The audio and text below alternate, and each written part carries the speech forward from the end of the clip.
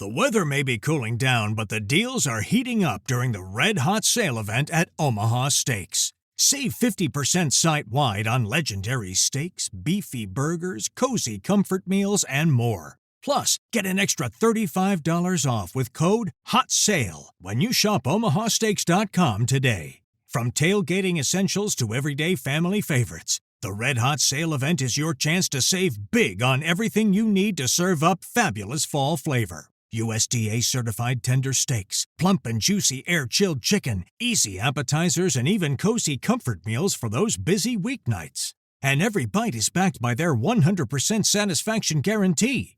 Don't wait. Blaze a trail to omahasteaks.com to save 50% site-wide on steaks and more during the Red Hot Sale event. Plus, get an extra $35 off with code HOTSALE at checkout. That's omahasteaks.com, code HOTSALE.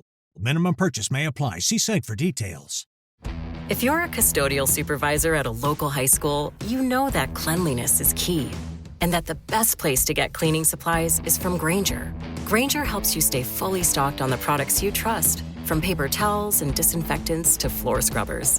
Plus, you can rely on Grainger for easy reordering, so you never run out of what you need. Call 1-800-GRAINGER, click Grainger.com, or just stop by. Grainger, for the ones who get it done. Well, hello there, my friends, and welcome back. My name is Stephanie Safarian, and you're listening to episode 558 of Sustainable Minimalists. This is a listener-supported show about intentional and eco-friendly minimalist living. And on today's show, we are getting into the nitty-gritty behind the ways in which marketing has changed in the last 75 years. And oh my word, has it changed. Here to help me is Ashlee Piper. She is an author. She is a former marketing executive. You name it, Ashlee's done it. You'll see what I mean in a minute. But for our purposes today, Ashlee is the author of the book titled No New Things, a radically simple 30-day guide to saving money, the planet, and your sanity. Now, maybe you've heard that book before. Maybe you have. You should have, because it is our book club selection for August. That's right. Book club is happening August 25th, 7 p.m. And hot news, Ashlee, the author of the book we're reading, is going to join us live at book club. So nice of her for offering to come. Really excited for that. So yes, her book is our book club selection. Book club is for subscribers. We have a really darn good time there, if I do say so myself. So if you have been thinking about subscribing to the show, supporting it with $5 a month, that gets you into book club if you want to come. You don't have to, of course, but we do have a good time. Now, in order to get you all excited for book club, Ashlee's doing another nice thing for all of you. She and I are teaming up to give away 3 brand new copies of her really good book, No New Things. We are conducting this giveaway on Instagram. There will be 3 winners, not just 1, not just 2, but 3 winners. The giveaway will run from tomorrow, Wednesday, August 6th, through Friday, August 8th. Winners will be picked at random on August 9th. Come join us. Come enter. Come join the giveaway. It's free, and you just might walk away with a brand new book. So, wow. Thank you, Ashlee, right off the bat for everything, for all of it, for coming to book club, for giving away 3 of your amazing books, which we're going to talk about today. How are you? Oh my gosh, I am doing really well. How are you? Great. I'm great. I'm so excited to talk about your journey from, dare I say, shopaholic? Temporary shopaholic, I think. Why don't we start by you telling us about you, who you are, what you do, and what you just wrote about, No New Things. Oh my gosh. Well, one, thank you for that. And thank you for also having me on the show. A little about me, so I won't go too far back, but I used to be a political strategist, and I've also worked in various marketing roles, from being creative director, CMO, director of marketing for various organizations. And I'm also a university professor who teaches marketing and sustainability. Earlier in the 2000s, I became interested in sustainability. And when I was a political strategist, I was like, why is no one really talking about this? Like, even my high profile clients who were big politicians, big national politicians, why aren't they talking about this in their messaging, which is what they would hire me to do? So I became personally interested in sustainability and during that time kind of realized I want to be a messenger for sustainable living, basically. So around 2008, 2009, I started actually bringing sustainable living content onto mainstream television, into mainstream media, writing about it in magazines and such. And to this day, I've done about 330 television segments on sustainable living or eco-friendly living. So I had a book come out in 2018 that is very much about how you can be more eco-friendly, like a choose your own adventure kind of book. And then my most recent book, No New Things, is really talking about the intersection between sustainability, minimalism to a certain extent, though I'm not a minimalist, overproduction, overconsumption, and climate change. And so how you can live in a way that really does benefit the planet, but also benefits you, benefits your finances, benefits your stress, your time management, all of those things. And so it's both kind of a historical register of marketing and overconsumption in the United States to give people a line of sight into why we want to buy things. Why are we what I call conditioned or sometimes coerced consumers, and why consumption has been treated as recreation and therapy and all of these things, especially in the global West. So that's me.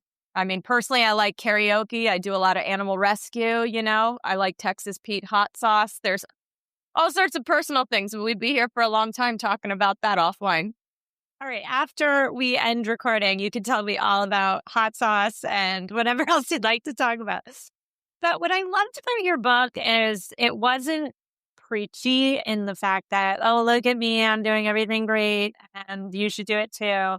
You really start out explaining the fact that you didn't always live like this. You didn't always shop consciously. You actually wrote, and I wrote it down because it was so good, you wrote that you shopped to soothe your discontent. And I'm wondering if you can talk to us about all that, because that is so common, right? We feel a little something, it doesn't feel quite right. So many of us then turn to shopping. We've been conditioned or brainwashed or trained or whatever word we want to use. Talk to me about what it was for you about shopping that soothed your discontent. Yeah, so that's a great question. I think it's probably one of the more relatable pieces of the book because a lot of folks don't even realize that they're doing it. It's, again, just become so conditioned, so ingrained to how we self-soothe. So before I started No New Things, and when I was getting interested in sustainability, when I was a political strategist, that job is a very on-demand, high-touch job. Your clients are calling you at all hours. I don't want to glorify it and say, I'm kind of like Olivia Pope in Scandal or something, but it does have elements of that where you're doing damage control. It was an extremely stressful job. I was very grateful for it. You can hold gratitude and also stress with the same hand. And I think a lot of people feel that even now with their jobs and the traditional working roles. And so I was like sleeping with my phone on, under my pillow, answering calls at 3 a.m, dealing with an ideological dilemma for myself a little bit, that I was working for a firm, so I couldn't choose my clients. And I was burning the candle at both ends. I was extremely stressed out. And I don't think I fully acknowledged that it was the job that was doing that. And so I was turning to a lot of things to self-soothe. So when you asked me, or when you said, was I a shopaholic? And I said, a temporary one. There was about a 7-month period where I got into a really uncomfortable phase of dealing with that stress, where I went from browsing as kind of a way to turn my brain off and give it a break to full-on buying. To buying things that were honestly like ludicrous, clothes that didn't fit me, which statistically we know women do actually a lot. We buy aspirational sizes or we buy things for an aspirational life. And then I'd put them in my closet and forget about them. Tchotchkes and home decor. I was buying things because I was stressed. I was looking for that momentary hit of dopamine to give me some relief from stress that was really caused by other things that I needed to deal with. And in turn, because of that, I amassed debt in a quick amount of time. I amassed around $20,000 of consumer debt, aka bad debt, or more stressful debt. And I was never in a place where like creditors were banging at my door or anything like that. And I say that in the book. I'm very honest about the situation I was in. But I knew it wasn't a sustainable place for me. When you have these kind of life situations and it's like, oh, look at this situation of my own making. And you're at an impasse where you realize you need to change some things. That's where I was. And so I wouldn't necessarily say I've had a long time shopping issue or anything like that. I would say that I developed a shopping problem that wasn't at a level that was comfortable for me because I was avoiding actually and meaningfully dealing with the things that were causing stress in my life. Well, you write in your book, and I'm going to quote you. You said, quote, "Whenever we reach for something over and over again to soothe or celebrate nearly every human condition, and we don't even realize we're doing it, even though we know it's not good for us or it's making us downright miserable, that's the definition of addiction." And I read that quote today because, first of all, I don't want to minimize anybody going through some legitimate physical addiction. However, I do wonder whether A, compulsive shopping is a drug, and if it is, then B, why isn't it talked about as such? I mean, you said that you were feeling some sort of way, you perused, you shopped to get that hit of dopamine. I mean, isn't that the same as feeling stressed and reaching for a cigarette, or feeling stressed and having a drink or whatever it is? Isn't that addiction? I think it is. I think that there's some debate in the scientific and research communities around where's the hard line of addiction, because I used to be a social worker also. I keep throwing out these jobs I've had, but I'm not a million years old, I promise. I was a social worker for some time and before I got into government work. And there are some researchers who would say, well, by that rubric, then friendship is addictive or hugs are addictive. The biochemical expressions and exchanges in our body are remarkably similar across a variety of things that we engage with.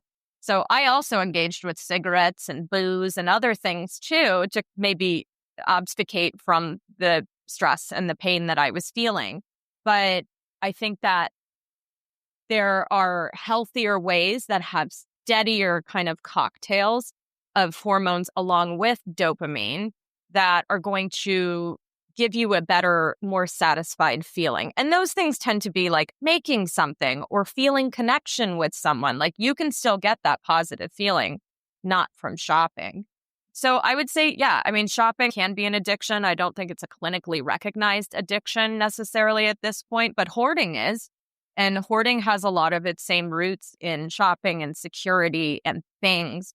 And it's a recently recognized condition. So I think that the scientific community is a little split on that. But I think any of us who've been in what I'd say is like a swirl where we're just like buying things and then we keep rationalizing to ourselves, well, what's one more thing? Or I feel sad or I feel excited, or anyone who's bought things for reasons other than utility, which is all of us. Utility meaning it's snowing outside. I need snow boots. Let's get some snow boots. I'm talking about you've seen a SAG commercial. You're in your luteal phase. I don't know. There's a lot of reasons. You have a hot date. Somebody didn't text you back. You got rejected from something. Like, we'll buy things for every possible conceivable human condition. Shopping is branded to us pretty much from birth as the antidote for feeling or for responding to feelings.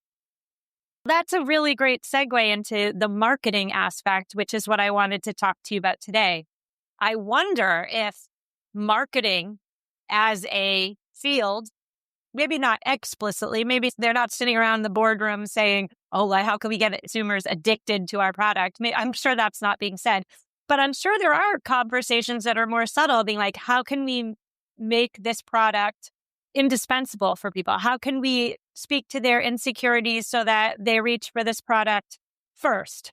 And so in that lens, perhaps shopping is just a societally approved addiction at the end of the day. So that's the thoughts that are going on in my head. But let's talk about marketing, because out of the 7,000 careers you've had, you used to be a marketer. So a side note here is that I thought one of the most phenomenal parts of your book, Ashlee, was the deep dive into marketing. Because somebody like me, I've never even taken a marketing class. I don't know anything that goes on, but I have some ideas. So you tell us in the book that marketing is, quote, not like the old days. So I'm hoping you could tell me what Was it like in the old days? What was it like in the old days? Well, I get, sometimes accused of being like an anti-capitalist Chicken Little. And I think you can't write about or cover overconsumption without looking at with clear eyes what capitalism does create as a system. So you asked earlier, why is shopping, if it is an addiction, something that's like a socially acceptable addiction in a way? Or even if it's not an addiction for people, it's just a habit or you're going through the motions. And I would say that while none of us can actually remove ourselves from a capitalistic system, that said, a capitalistic system absolutely pivots on and requires that we shop. Absolutely requires that we shop, and it requires that we impulse shop. Requires that we buy a bunch of stuff we don't need, and it requires that we have a value system and a worth system for ourselves that is determined by and benchmarked by stuff. Shopping is a more socially acceptable pursuit to the point where we brand it as entertainment and therapy and all of these things, is because we have no benchmarks for it. Like our overconsumption today, or what we might consider overconsumption, in the future might be someone's regular consumption. The goalposts are always moving. There's a quote from a researcher where she talks about our need for things is ever ascending. Like it's always trending up, just generally in Western society. And I think that's really interesting because it's not a bug, it's a feature of how capitalism is intended to be. Consumerism and overconsumption are absolute features of it. They have to exist in order for capitalism to make people rich off of production. That's just how it freaking goes. So when we're talking about and we look at the history of it, it is super interesting. And that's what I really wanted to include in the book. I didn't just want it to be a 30-day challenge in a vacuum and people do that. I really believe in order to understand habits that we have, we need to understand the origin story and we need to unmask the great and powerful Oz and see it for what it is. So there's two areas that I think are important to look at. There's production, like how we've industrialized, how we've ramped up production so that we can make all of these new things in the way that we make them now. And then there's marketing and advertising, which is pushing all of those new things. And the two have an absolute like symbiotic relationship where they're constantly feeding on each other. So when you look at post-World War II in the United States, it is a completely different vibe. People have a sense of collectivism because they have a common enemy. There's generally an attitude of moderation. People are not buying a lot of things. They're saving money by way of war bonds or just by way of not spending discretionary income. And industrial capability is really being expanded and ramped up to the point where history shows us it's one of the biggest ramping up of industrial capacity that the world has ever seen, certainly then and since. So it's pretty significant. And industrial capabilities were being ramped up so they could make things like propellers and parachutes and planes and all of that stuff. So you've got that happening. And then post-World War II, you have a completely different vibe going on. The vibe is one of, well, attitudinally, folks are feeling like, hey, we've made do and ended, and we've been really being moderate. And also a lot of people had lived through the Great Depression as well. So they were kind of sick of this more measured way of life. And there was an attitude of, in a victorious society, which America and the Allied West definitely felt like, in a victorious society, purchasing is patriotic. It is the thing that you do, and how you define where you belong in this new prosperous America is by the things you have, by the grandiose things you have. So that kind of became the attitude. People were tired of being just more measured consumers. And that's why I talk about how we went from really being citizens to consumers at that really interesting inflection point of post-World War II. You also have this expanded industrial capability. And that is, what are we going to do with these factories? We don't need to build warplanes anymore. We don't really need to make thousands of parachutes. What are we going to do? And so these areas of industry needed to pivot to make things that people would buy. And what are people going to buy? Convenience items. Convenience items of all types, think dishwashers, automatic clothing folders, things that like appliances that we don't even have now, because the focus was so on like futurism and innovation and better living through chemistry and convenience. People didn't want this arduous pre and during World War II life where they were really scraping to get by. They wanted individualism. They wanted one of everything. They wanted the most, the biggest, the shiniest, the newest, the most convenient. So industry began to pivot to make those things, including plastic. Plastic certainly existed before World War II, but it's a relatively young material. And during the time of post-World War II to like now, the proliferation of plastic, because it was marketed as a convenience item, is unfreaking believable when you look at like compare it to other materials. That's because it was branded from the jump as being disposable, as being single use. So we also start to see some of the ecological intersection of this ramping up of industry, of this attitudinal change. And so where marketing also comes into play is who was running a lot of these factories during World War II in the United States? Women, largely women. It was one of the biggest kind of workforce booms for women and also some marginalized folks during that time. What happened post-World War II is you got a lot of soldiers coming back from Europe and the various Pacific theaters. What do they need? Girl, they need jobs, right? Because they're not soldiering anymore. So you also then see a mass exodus, really a booting of women from the workforce during this time. And a lot of women, wanted to keep their jobs. They liked the independence of working. Women actually were some of the biggest savers during this time. So you've got a lot of women. They're out of work now. You got a lot of men coming back. They're taking jobs in these factories. And then what else happens? People be getting married out here. There's a reason why they're called baby boomers. There's a huge boom of people pairing off for the sake of pairing off. And for some women, there were men that they had been partnered with and they'd been gone for years. They hadn't seen him for years. And for other women, it was like a mad dash and they partnered up with guys they barely knew. And then they moved to the suburbs, which also you see the explosion and really the advent or the invention of the suburbs during this time. And they start wifing and mommying because those are really the only now acceptable things for women to do. And when I was researching for this book, I think we have been taught that women during this time were like the Lucille Ball kind of I Love Lucy, happy housewife, Leave It to Beaver kind of situation.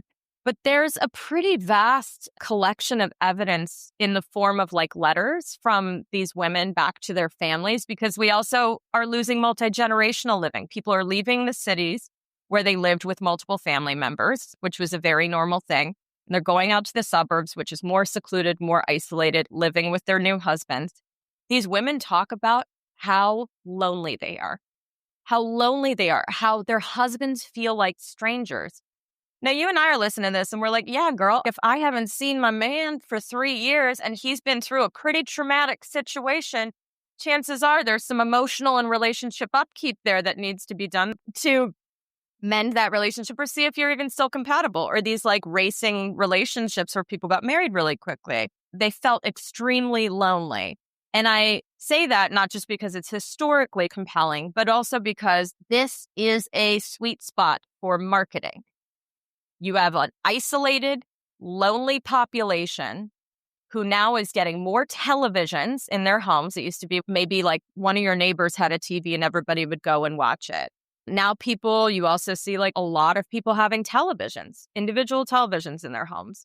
And this is the era of the Mad Men shows, because while all this is happening, and sorry, I know it's like a lot that I'm illustrating here, you also have the ad council. Now they're ready to unleash the beast. They've got the skills, and now they're ready to unleash their marketing to get people, namely women who are captive in the suburbs, to want to buy these new convenience items that are being produced in factories that used to be producing wartime wares by men who used to.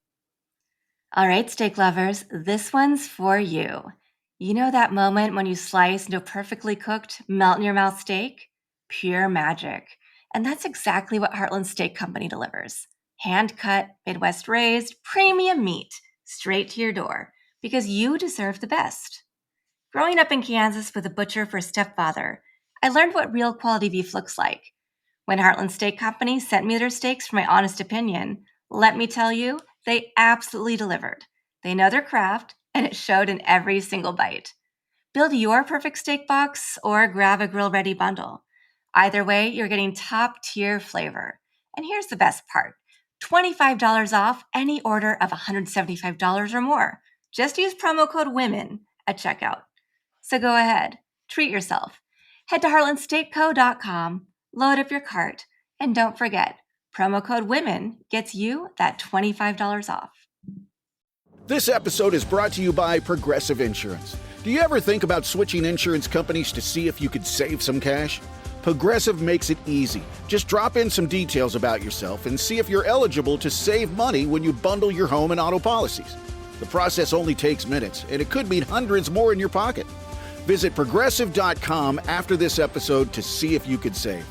Progressive Casualty Insurance Company and Affiliates. Potential savings will vary. Not available in all states.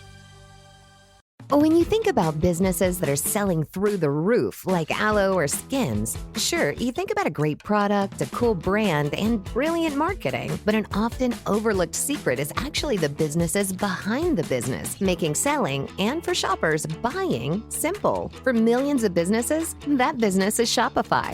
Nobody does selling better than Shopify. With Shop Pay, that boosts conversions up to 50%, meaning way less carts are going abandoned and way more sales happening. So if you're into growing your business, your commerce platform better be ready to sell whatever your customers are scrolling or strolling on the web, in your store, in their feed, and everywhere in between. Businesses that sell more, sell on Shopify. Upgrade your business and get the same checkout Skins uses. Sign up for your $1 per month trial period at shopify.com/Westwood1, all lowercase. Go to shopify.com/Westwood1 to upgrade your selling today. Shopify.com/Westwood1. Be fighting in wars.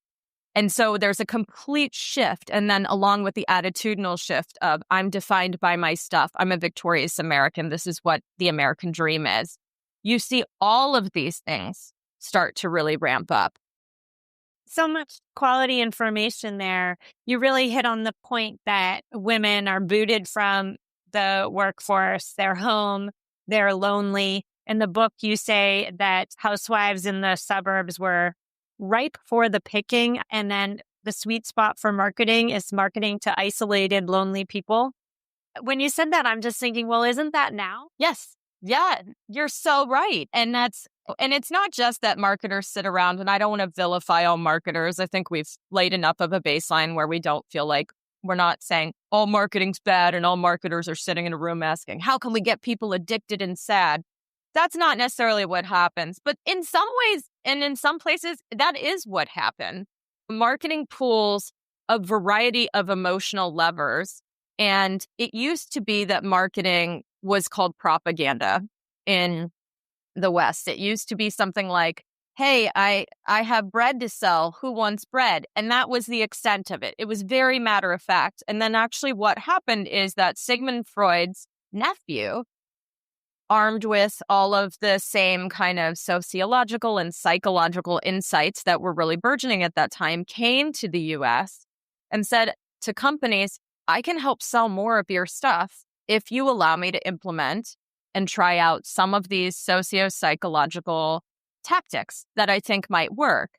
And so the first company to actually take up on that, of which there were many, by the way, was American Tobacco.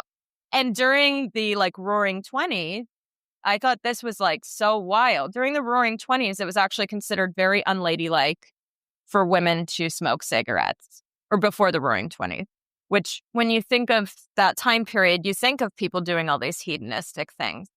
But this made tobacco companies nervous because women make up around 51% of the population. So that's a big market share that they're not getting into. So around this time, only about 8% of smokers were women. It was a very small population.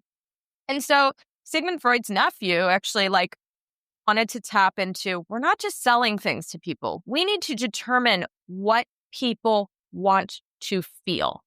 And then we need to tell them they're going to feel this when they buy this product.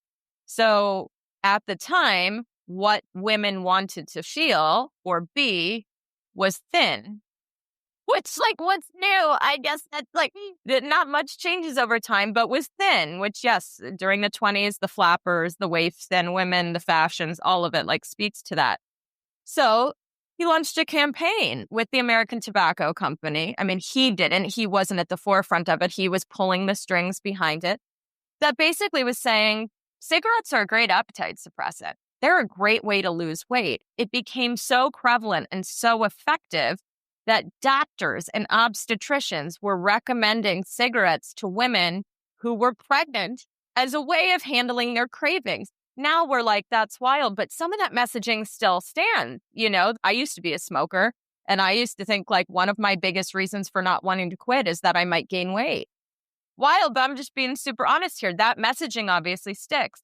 And then when that didn't seem to work as much or didn't seem to hold as much weight, they changed the message because they started to mine new psychological information. So cigarettes were actually at the forefront of the women's suffrage movement in the United States and the UK, because something that was considered very countercultural and was only for men, like smoking, was now seen as a rebellious way to push a more feminist, kind of emancipated female agenda. So you see at these meetings of suffragettes, these huge parades, that women are like, they're smoking cigs, they're hotboxing cigs, and they're raising their cigarettes and saying, raise your torches of freedom. Cigarettes become emblematic of the women's voting movement in the United States, which is entirely attributable to marketing and entirely attributable to psychology and sociology, basically determining what it is that consumers want to feel being folded into marketing. And so in the 1950s, now ad agencies are bringing in psychologists, which was still a pretty young field, to determine what do people want to feel and how can we tell them that by engaging with or buying this product, they're going to feel this way. So that's just one of the many emotional levers that marketing pulls. There are so many others. There's FOMO, which we all feel really strongly. That's why marketing that says, oh, only one left, you know, you'll see that on like an item before you add it to cart, or this deal won't last. Like that's very effective to people who don't want to miss out on something. So I love what you're saying there, which is there's all these different emotional levers that are intentionally pulled in hopes of enticing consumers to buy products. And yet, I'm sure I have listeners listening right now and are saying to themselves, but I know the levers. I know the tricks they're trying to pull. I'm not susceptible to that influence, let's say. Do you have anything you would say to them? One, I would say that's great. And I think your listeners are probably, I don't want to use the term evolved, but are probably more sophisticated in the habits that are going to help them to be less susceptible to marketing messages. They're probably not getting the push notifications and the constant promotional emails. They probably don't follow social media influencers or really give a crap what influencers are saying or trying to hawk to them. So I think all of that is fantastic. And if consumption is not a problem for them, totally fine. It is important to know that it is a huge problem for other people, especially, I would say, communities and demographics that may not have the time or line of sight to uncover that these messages are literally being pushed down their throat. It used to be in the time of more physical media, like you're getting a newspaper, or maybe you're watching the TV or you're listening to the radio, or you see a billboard as you're driving. You would see a few hundred advertising impressions per day. Now, with all of the ways that we engage with content and we engage with the world, so many of them being virtual, advertising is so ubiquitous in our society today, you actually have to pay to remove ads from your entertainment or your information services. We see now like thousands, sometimes some researchers actually estimate like almost 10,000 advertising impressions per day. Again, you can't remove yourself entirely from that. Like if you live fully off grid and you never see this kind of stuff, good on you, man. That is not necessarily feasible for a lot of us. But I do think it's important to know that there is marketing that's extremely predatory. I talk about zip code marketing. This is something that good marketers will say, we don't do that. That's crazy. But there are still plenty of places that do it. And that's really changing the advertising message and even sometimes changing the product that you're advertising and the way you're advertising them based upon zip codes. And usually who suffers in this are older people, because a lot of times folks who are older are targeted by this kind of location-based marketing. Under-resourced communities. You actually can see that under-resourced communities are marketed sham insurance and investment options, poor healthcare options, junk food, like things that are going to get them into further financial difficulty. Whereas, wealthier zip codes are going to be advertised to in completely different ways. And there are people also who would say, oh, I don't necessarily impulse shop or I'm not susceptible to that. But have you ever had a loyalty card? Because I used to direct marketing for one of the biggest, like a Fortune 500 company that sells consumer packaged goods. And I can tell you that the loyalty card alone, even if you don't buy things that often, we love having that information on people. I'm not trying to make listeners scared to have a loyalty card somewhere. Sometimes those deals are worth it. But the amount of information that companies collect and then synthesize to create marketing specifically for you would alarm some people and would also make some of the most impervious folks to marketing become more susceptible to it, more likely to buy things. It all intersects, which is so interesting. It does. And I'm thinking about moving forward because, as somebody who considers herself a conscious consumer, considers herself a minimalist, it just feels to me like, by and large, when I look at the marketplace, it's akin to slapping lipstick on a pig or whatever that saying is. Like we're being sold complete junk. It's destroying the planet in terms of the resources that go into manufacturing the junk and then whatever happens at end of life after we use the thing for however many months or years. And so to me, from the lens I'm coming from, I feel as though we can, like, how much further can we fall? Like, how much more deeper down the road can we go with this? And again, from my lens, it doesn't seem like there's much further we can go. Like, it's absolutely ludicrous that we are a single-use society polluting the planet for a quick dopamine hit and that it's allowed. But I'm just curious from your lens, how much more can we go with this trajectory? How much further can we go? We have some scientific data that says that at the rate that we're consuming right now globally, we would need 2 Earths to handle our consumption right now. And as we know, our consumption habits are ever ascending. So I think that where we go now is, one, to be really freaking honest. And this is what I find folks can get uncomfortable about. Because sometimes I'll hear people say, I'm not a shopaholic. I don't have a problem with it. That's fine. Do you feel like you're at a consumption level that is right-sized for you? Because there's a lot of, I think, like wording out there that's happening where you have these de-influencers, which are great. I love that. I love that as a trend, and I hope it stays, who use the term underconsumption. And I have a problem with that term because underconsumption to me means you're not getting your needs met. And while folks who might fall into that category certainly exist here and elsewhere, that's not who's talking about it. Like having 3 purses instead of 10 is not underconsumption. Having one kind of granola as opposed to 17 is not underconsumption. That would be maybe right-sized for you consumption. But because we're so habituated to consuming to meet individual needs, emotional needs, material needs, and really wants, we are also not realistic at looking at ourselves and going, I could dial it back. And so I think, one, we need to get to that place. We need to get real freaking honest with ourselves because as I've been doing sustainability advocacy for almost 2 decades now, I feel like I never want to put the onus on consumers or individuals to fix the climate crisis. But individual actions are a key component of us getting to a solution. It's one component of many macro solutions in industry or politics that need to happen. And at the end of the day, none of us, I would imagine, and if you have listeners who are in this category, my God, let's hook it up and get them doing something. None or few of us are heads of state or captains of industry who can make those macro changes on a global or even national level. So what do we have control over?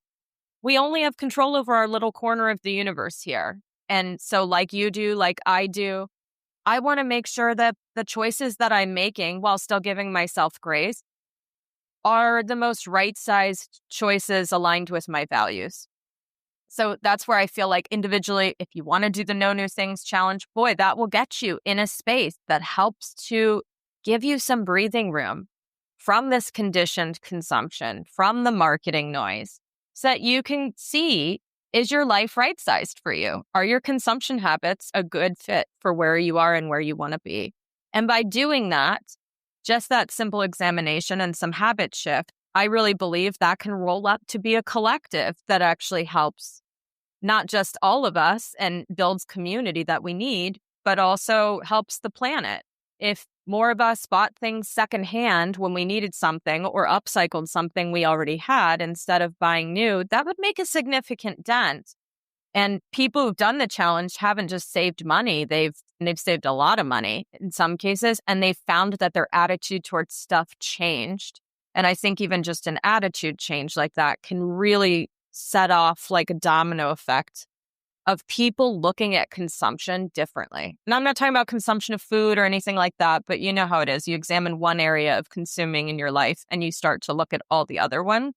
So I don't want to give it too much gravitas, but I think when we individually take on a challenge where we look at our consumption and see if it's right fit for us, that can set off a really good chain reaction of other people doing that as well. And the more people who do this, the more hope I have that we could be a collective that actually moves the needle for the planet in a positive direction. Embarking on a 30-day challenge to not buy new things. I love the idea. I've done it before, not through your book, but by the way, anybody, listeners, you have to check out. It's a 30-day challenge, essentially, with Ashlee's help, chapter by chapter. So good. But doing something like this is a really great way to reset your habits to baseline, to give yourself space in your days and your life to ask yourself and answer for yourself, is my consumption right-sized for me? I feel like life is just so busy for everybody, so hectic. We're getting marketing messages here, there, everywhere. We're feeling some sort of way. We're told, oh, this product will solve all our problems. We don't have the time, space, energy in our days to assess, really. We just do what we've always done. And so a 30-day challenge, in my opinion, is the perfect reset. But we didn't even talk about your challenge today, Ashlee. So tell us about your book, No New Things, a radically simple 30-day guide to saving money, the planet, and your sanity. So tell us about the book, what's in it that we didn't cover, and where we can find it. Sure. Thank you. So No New Things was a personal challenge I instituted for myself in 2013. I was only going to do it for 30 days, and I ended up doing it for 2 years because the unforeseen benefits were so multitudinous and so freaking great that I was like, I could live this way. And I pretty much do. I mean, I still buy new things for myself, but what I found in those 2 years, and especially in the first 30 days, was that I wasn't just not buying new things. It's not a no-buy challenge. It's different than that. I was clearing away the noise and the BS and the clutter and the consumerism that was drowning out what was actually important to me, like what actually mattered to me. And I found I had so much more time. I was less stressed. I saved money. I got healthier. I had better relationships. I got after my goals. I was able to make more things that were priorities to me happen. So the summer of 2022, I said, all right, I'll do a loosely guided action item a day in July for No New Things if people want to follow along. And I had 12,000 people sign up to do it. So through that, I was able to get a lot of feedback and a lot of testimonials from folks who've actually done this. I didn't want it to be a book. To be honest, I've already written one. I was like, I don't want to write another. And people were saying, it'd be really helpful if I had something that could guide me through that, something a little more robust than an Instagram post. And the book really guides you through, like you said, 30 days of action items. They're broken out into weekly themes. You can, again, choose your own adventure with it. You don't have to go in the prescribed way that it's laid out in the book, but the way that it's laid out in the book is really informed by literally thousands of people who have done it themselves and what was most beneficial and convenient and felt like a natural flow to them. And in a nutshell, No New Things is, it's not like, oh, you can't buy new groceries or you can't go to the museum or concerts or enjoy experiences or donate. It is not a no-buy challenge. It is a challenge looking at how you acquire things, physical things in your life, and how you can have alternative ways to get your needs met with those things. But that's it in a nutshell. Think of it as like instead of getting your needs met in an add to cart, I'm buying something because things are a solution to every problem I have kind of way. We're leaning on community. We're leaning on resiliency. We're leaning on creativity, and we're leaning on circularity as a new way to think about and as the baseline way to think about getting your needs met.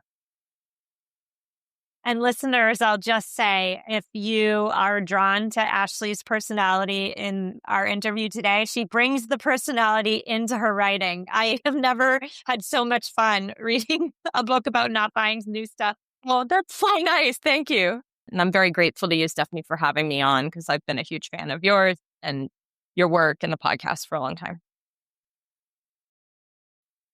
Listeners, that's a wrap. My friends, show notes are at mamaminimalist.com/558. Now, quick reminder, just so everybody's on the same page, book club, August 25th, 7 p.m. Eastern. We are reading Ashlee's book, No New Things, and Ashlee will be joining us live at book club. So come join us. Come subscribe to the show.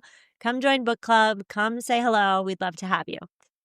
Also, Ashlee and I are hosting a book giveaway. 3 winners over on Instagram. Everything you need to know and do to get yourself into the giveaway. That's in the show notes. Come join us and you just might win. As always, I will see you next week. I look forward to seeing you at August 25th Book Club. Reach out if you need me, and take care. If you're a custodial supervisor at a local high school, you know that cleanliness is key and that the best place to get cleaning supplies is from Grainger.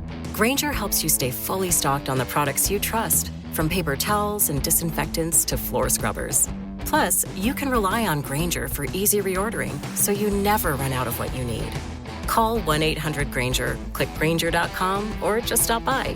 Grainger, for the ones who get it done. You just realized your business needed to hire someone yesterday. How can you find amazing candidates fast? Easy. Just use Indeed. Stop struggling to get your job post seen on other job sites. With Indeed sponsored jobs, your post jumps to the top of the page for your relevant candidates, so you can reach the people you want faster. According to Indeed data, sponsored jobs posted directly on Indeed have 45% more applications than non-sponsored jobs. Don't wait any longer. Speed up your hiring right now with Indeed. And listeners of this show will get a $75 sponsored job credit to get your jobs more visibility at Indeed.com/kidsandfamily. Just go to Indeed.com/kidsandfamily right now and support our show by saying you heard about Indeed on this podcast. Terms and conditions apply. Hiring? Indeed is all you need.